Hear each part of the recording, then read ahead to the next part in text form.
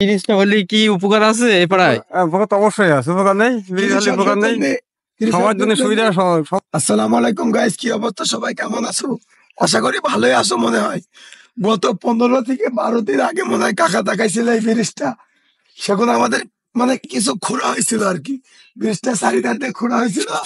আর এখন দেখো গাইস, আমরা প্রায় কমপ্লিট করে ফেলেছি, প্রায় অর্ধেক হয়ে গেছে। এইটুক প্লেসটা নাকি ঢালাই বলে, ঢালাই ঢালাই। এই ঢালাই গুলো হয়ে গেলে এই ব্রিজ কমপ্লিট।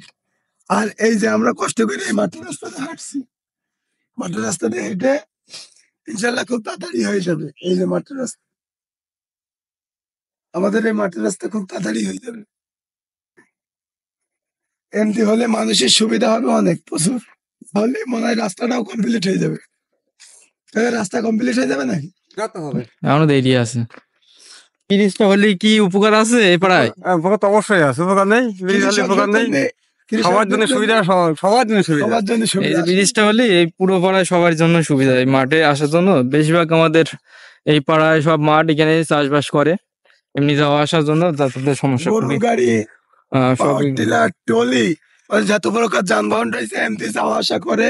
আর মাটির রাস্তাটা এমনি হলে আর একটু সুবিধা এই হয়। পাশে জামতলা যাওয়া যায়, ট্যাংরাই, যেহেতু এমনি এই পাশে রাস্তা ছোটকল্যাণী, শরীফপুর, এমনি দিয়ে বাজার উঠা যায়। এই জন্য এটা মেন পজিশন। এটা মেন পজিশন। ব্রিজটা হলে আমরা খুব খুশি হব, আর ইনশাল্লাহ খুব তাড়াতাড়ি হয়ে যাবে। তো আবারও দেখাবো ব্রিজ কমপ্লিট হয়ে গেলে। আল্লাহ হাফেজ।